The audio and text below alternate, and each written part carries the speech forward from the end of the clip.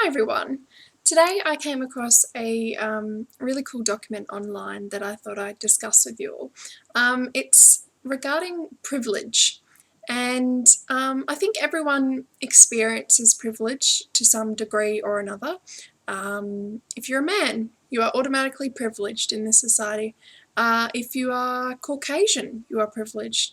If you are upper to middle class or upper class, you are privileged. There's all kinds of things that you can be born into or born as or made that makes you privileged above others, even though you may not necessarily notice nor think so. Now, I'm assuming that the majority of you are perfectly able-bodied. Obviously, depending on your age, you may have some aches and pains or a dodgy knee or something like that, but I'm assuming that the majority of you do not have serious disabilities. I do. I have muscular dystrophy, and I came across this kind of checklist of able-bodied people's privileges that they may or may not realise that they have. Now I'm going to read out and discuss some of the points on this checklist that most apply to me. However, I will put the link down in the description box if you want to check out the rest. Now, by no means am I attacking anyone who is able-bodied. This is simply another way to think about things. I get challenged all the time with my privileges, and it's great to realise how different life is for other people. By no means am I trying to make you feel guilty or anything like that. I think it's more so about broadening your mind and noticing more things. On a daily basis, as an able-bodied person, I can be assured that assumptions about my mental abilities will not be made based on my physical status or appearance.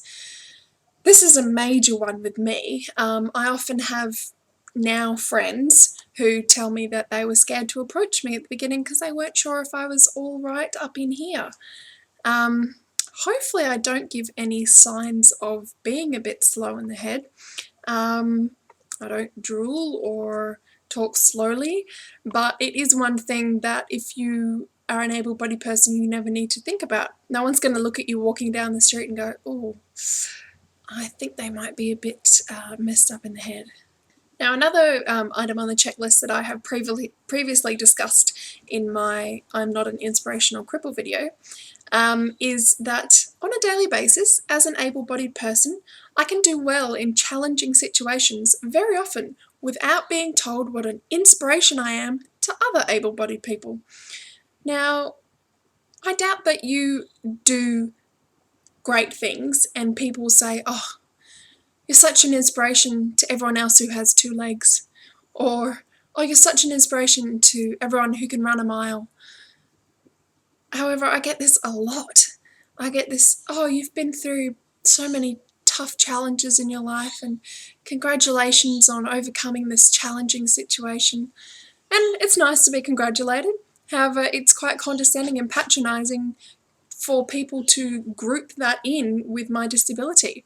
It may be an accomplishment that is completely separated from my muscular dystrophy, such as an academic achievement.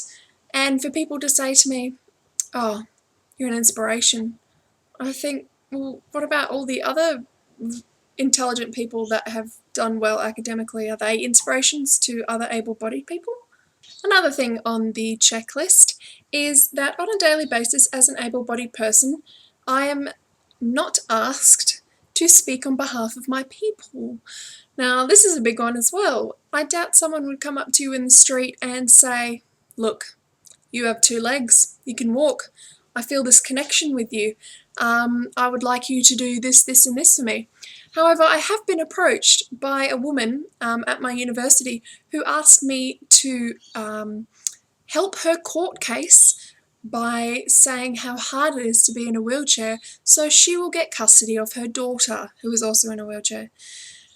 I was shocked, kind of didn't know what to say, and I highly doubt that this ever comes up in conversation between 2 able-bodied people. I doubt she would go up to someone if her daughter wasn't disabled and said, hey look, complete stranger, can you come and help me with my court case and give a statement regarding how hard it is to be able-bodied? No. And the final one that really worries me in terms of my future and my earning capacity is on a daily basis as an able-bodied person, if I'm fired, not given a raise, or not even hired in the first place, I don't have to question whether it had anything to do with my apparent physical incapabilities. Now, I'm not saying by any means that I should be hired because I'm disabled. I'm saying that I am very wary of the fact that if given a choice between two people with the same skills, same intelligence, same passion for the job, one was able-bodied and one was in a wheelchair, I know as an employer that I would not pick the person in a wheelchair because it does come with a lot of difficulties, access to the building, all types of things that you have to really think of if you're going to employ that person. And I completely understand that, and that it's a business, and that it's not necessarily discrimination if you're not hired if there's someone else just as good as you. But you can imagine my worry with regards to this. Am I going to be pushed aside every time because of my physical incapability? Is my intelligence or passion or just need for a job not going to be considered because of my position? Now, these are all things that hopefully you as an able-bodied person never has to worry about. And these are things that are constantly on my mind, and I'm presuming other people's mind with apparent and visible disabilities, that kind of challenge how well they can live their lives. And I'm not complaining by any means. I'm just saying that I think it's important that people know about their privilege, just as it's important for men to know about their privilege over women or Caucasians over coloured people. It's just the way the world works, unfortunately, but it's something that we can improve by knowledge. Knowledge is power, people. So yeah, if you haven't thought about that previously, then maybe give it a few seconds of thought, or maybe just not, because you're not interested. It's up to you, I guess.